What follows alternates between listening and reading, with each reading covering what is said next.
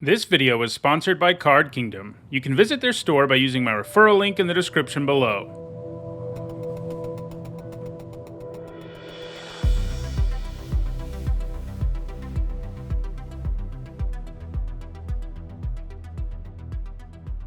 Hi everyone, I'm Nitsa Hone, and today is Monday, and that means it's time for another MTG Top 10, the series where I rank cards based on their historical performance at Magic's highest level of competition. Today, we're going to take a look at the Defender mechanic. Defender is an evergreen keyword, which means it shows up in just about every set, and it's entirely downside because a creature with Defender simply can't attack. That is one of the main things that creatures are supposed to do, so taking that away is kind of a big deal.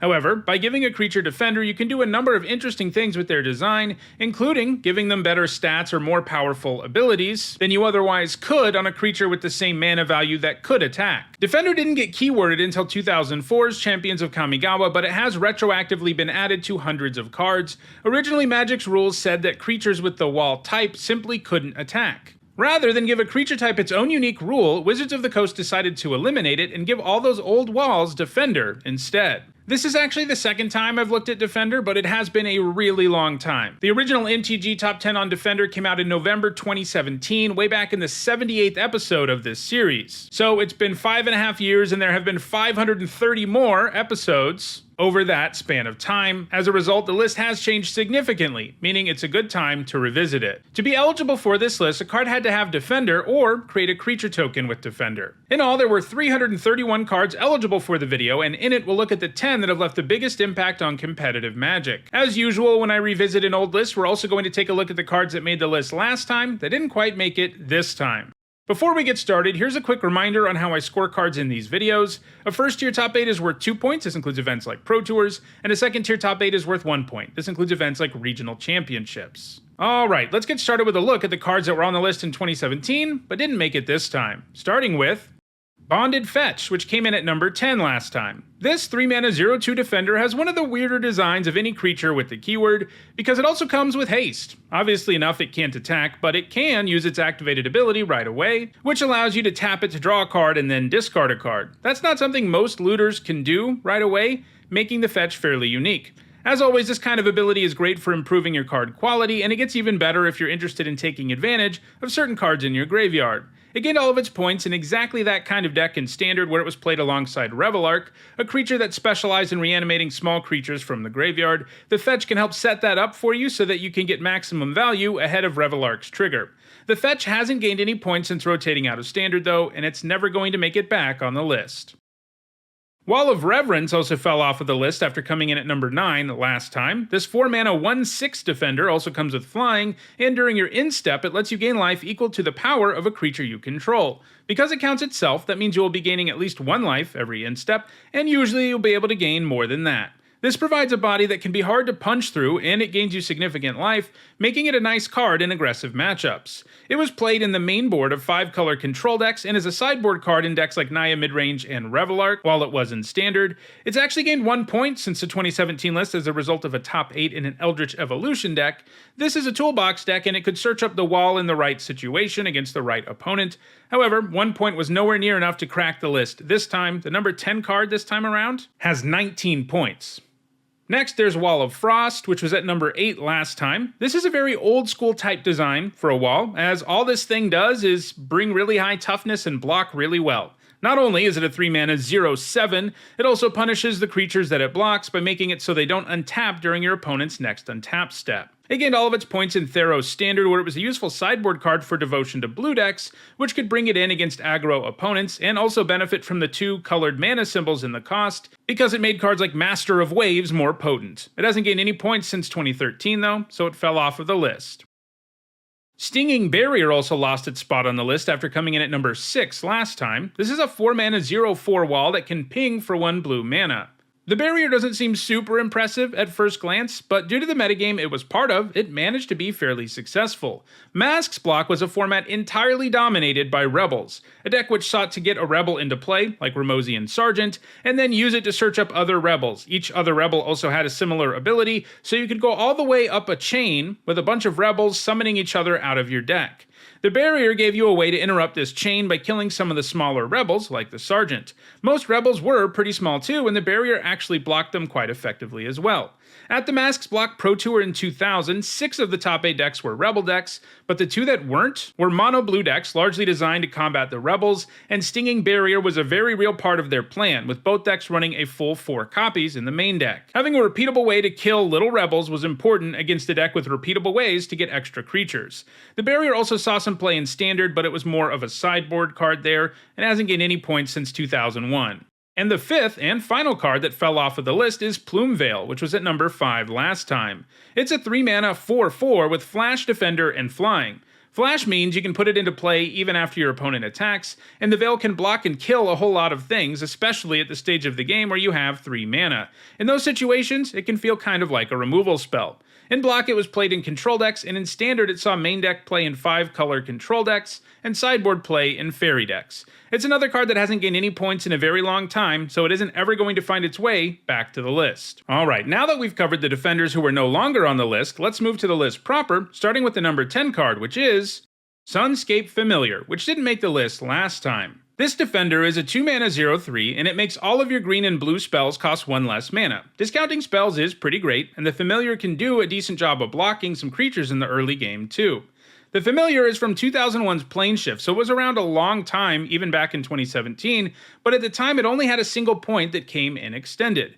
One big thing has happened over the last few years though. Pauper became an officially sanctioned and supported format with official events on Magic Online. Only commons are legal in Pauper, and the format has proven to be fertile ground for Sunscape Familiar, where it helps power a Flicker deck, which can produce some powerful locks using Ghostly Flicker, Snap, Archaeomancer, and Azorius Chancery. Because Snap only costs 1 mana with the Familiar in play, you can automatically net mana when you cast it. This allows you to bounce everything, every single turn, which is pretty impossible for your opponent to overcome. Even when it isn't helping produce this lock, the Familiar is just a nice card that allows the deck to do more powerful things earlier in the game. The Familiar is going to keep gaining points in Pauper in the future. At number 9, it is Thermo Alchemist, which wasn't on the list last time. While it did exist back in 2017, it only had 3 points, so it missed out on making it. Unlike most of its fellow defenders, Thermo Alchemist is capable of inflicting significant damage. This 2-mana 0/3 defender can tap to do 1 damage to your opponent, and it untaps anytime you cast an instant or sorcery. In other words, the Alchemist can perform the traditional role of a defender by blocking some early creatures, but in a deck jam-packed with cheap spells, it can also function as a win condition, and that's exactly the kind of deck it's gained all of its points in. First, it accomplished this in Izzet spell decks in Standard. Like Sunscape Familiar, it has hugely benefited from Pauper becoming a more prominent format. It's appeared in spell and burn decks in that format regularly, and it's going to keep gaining points there going forward. At number 8, it is the birth of Melatus, which didn't exist back in 2017. This 2-mana saga lets you search up a Plains with Chapter 1, creates a 0/4 wall with Defender with Chapter 2, and gains you 2 life with Chapter 3. These all seem like pretty small things individually, but that's actually a ton of value for such a low investment. In Standard and Pioneer, it's been played in Yorion decks, which could get even more value out of the birth by blinking it. Additionally, it was played in Standard Control and Fires of Invention decks. The card works really well in these types of decks because all of them really need their early land drops, and they need help to get to the point where they can take over the game, and Birth accomplishes all of those things for them. It has recently gained more steam in Pioneer 2, where it's played in a Yorion Transmogrify deck. These decks try to use Transmogrify to cheat Atraxa into play, and it accomplishes this by not running any actual creatures other than Atraxa and transmogrifying creature tokens. The ability of Birth to produce a creature token is important because you can target it with Transmogrify to immediately get your Atraxa. The Birth of Melatus looks well positioned to keep gaining points in Pioneer. At number 7, I've included 3 defenders, Tinderwall, Axebane Guardian, and Overgrown Battlement. Neither Tinderwall nor Axebane Guardian made the list last time, while Overgrown Battlement was at number 7. While these cards are not identical, the 3 are largely connected at the hip as a result of all being played together in a Pauper deck, so I thought it made sense to discuss them together and not have them take up 3 separate slots. The one thing they do all have in common, in addition to being defenders obviously, is their ability to produce mana. Tinderwall is a 1-mana 0/3, and you can sacrifice it for 2 red mana. You can also pay 1 red and sacrifice it to do 2 damage to a blocking creature. The Battlement and Guardian both produce mana equal to the number of defenders you have in play, with the Battlement only producing green mana and the Guardian producing mana in any combination of colors.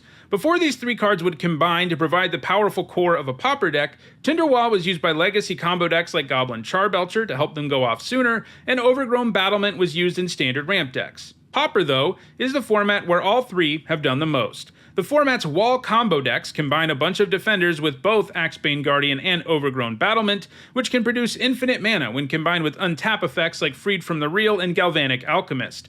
Obviously, once you have all that mana, you can win the game in any number of ways. Wall combo decks are among the most prominent decks in Pauper right now, so these 3 walls are likely to keep gaining points in the future. At number 6, it is Smouldering Egg, another card which didn't even exist back in 2017. This 2-mana 0/4 defender gains Ember counters anytime you cast an instant or sorcery, gaining a number of Ember counters equal to the amount of mana you spent on that spell. Once it reaches 7 or more Ember counters, it immediately transforms into Ashmouth Dragon, which doesn't have defender, is a 4/4 flyer and does 2 damage to any target anytime you cast an instant or sorcery. Obviously, that's an amazing return on 2 mana, but the cost of having to have a 0/4 defender that basically has no abilities helps balance that out. The egg has gained all of its points in standard control decks, where it functions as a win condition. While Smouldering Egg hasn't gained any points outside of standard, it does have some time left in the format to add to its score. At number 5, it is Wall of Omens, which came in at number 3 last time. This 2-mana 0/4 defender is fairly similar to the more recently printed Birth of Melatus, which we saw at number 8. Like Birth, you end up paying 2 mana for a 0/4 and you get to draw a card. You don't gain any life, but you do get the card and the 0/4 right away. Wall of Omens found some limited success in both standard and extended, but it's seen the most play in modern, where it always seems to show up in some deck, and that's been true ever since the format began in 2011. At first it appeared in Birthing Pod decks, which loved that it could generate value for you and then you could sacrifice it to search up something. These decks were eventually banned out of the format, but Wall of Omens continues to see play in modern blue-white control, and more recently in modern decks built around abusing Enter the Battlefield abilities with Ephemerate and Yorion. These allow you to draw even more cards with the wall. Yorion has of course recently been banned in modern, and that has slowed Wall of Omens down, but it probably isn't entirely done yet. At number 4, it is Hornet Nest, which didn't make the list last time, though this seems to have been a mistake on my part because the 24 points it had back in 2017 would have easily allowed it to make the list. Anyway, this 3-mana 0/2 can't attack, of course, but when it is dealt damage, you create that many 1/1 green insect creature tokens with flying and death touch. Those tokens are no joke, as every single one of them is capable of trading with any creature of your opponents, and if you get enough of them, they can quickly end the game in the air. This means that attacking into the nest can be a dangerous proposition, as it's one of the scariest chump blockers in the entire game. It saw a ton of sideboard play in Standard, where it was great to bring in against aggro decks, since they had basically no way to deal with the nest effectively. Because it doesn't just count combat damage, the typical red removal spell doesn't really work on the nest either. It's played a similar role in Modern and Pioneer, where it has sporadically shown up in sideboards over the years. It's likely to gain more points going forward, but not at an especially high rate, and the top 3 cards on this list all have a significant lead over it. So number 4 is probably the best Hornet Nest is ever going to do.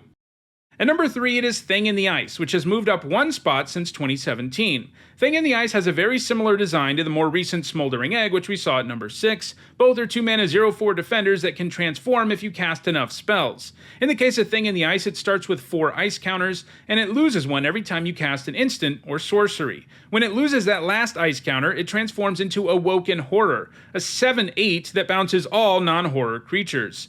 Thing in the Ice is of course right at home in spell decks in a variety of formats, as it provides a very real win condition, and it can even block reasonably well early. In Standard, Thing in the Ice was primarily played as a win condition in Izzet control decks, but it didn't find that much success in the format.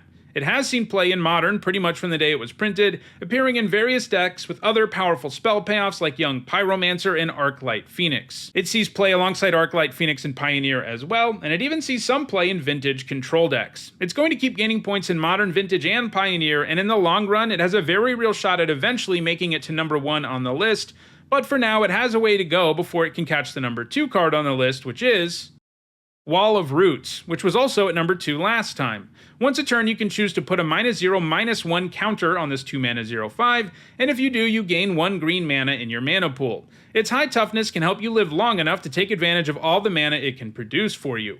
It was played both times it was in Standard, in ramp decks, as you would expect. It was also played in a variety of extended decks, including Life from the Loam and the Rock. It has a single point from Legacy that came back in 2005, where it was played in Recurring Survival, Modern, though, is where it's found the most success. It's another card that was played in Birthing Pod. Wall of Roots was nice for the deck because it could be used to help you go off with the pod sooner, and then you could sacrifice it to the pod once its usefulness had expired. Wall of Roots has continued seeing play in Birthing Pod's spiritual successors, which are toolbox decks that run Collected Company and Court of Calling instead of the pod. It also appears in the Pauper Wall combo deck I talked about earlier, and that's actually where it's seeing the most play these days. It's likely to keep gaining points, but like I said, I think Thing in the Ice will pass it in the future. And at number 1, it's Sylvan Caryatid, which has held onto its spot at the top of the list. This 2-mana 0/3 comes with hexproof, and it can tap for 1 mana of any color. This is a nice combination because most mana-producing creatures can easily be killed by removal, but with the Caryatid in play, you can be all but certain you'll have that extra mana on your next turn. It was heavily played in Standard, where it was most heavily featured in Ab's Index, but she was also used in Golgari Constellation, various Devotion decks, and even some aggro decks. She was pretty close to a staple. While most of its points have come in Standard, it has also gained points in other formats, including Block Constructed and Modern, and more recently and significantly, Pioneer. It combines really well with Jeskai Ascendancy, because it will untap every time you play a spell, allowing you to produce more mana. It has really made a nice home for itself in Pioneer ever since the format was created, and it's done pretty well since 2017, allowing it to do more than enough to hold on to its number 1 slot on the list. So, those are the top 10 creatures with Defender. If you're interested in getting some creatures who can't attack, check out the description, where you can find a direct Card Kingdom link for each card that appeared in the video. If you enjoyed this video, please like it and share it so that others will enjoy it too. If you want to make sure you catch future videos, you should subscribe and turn on notifications. If you want to catch up on past MTG Top 10s, including many more that look at various keywords and mechanics, you should see the playlists on your screen shortly. Thanks for watching.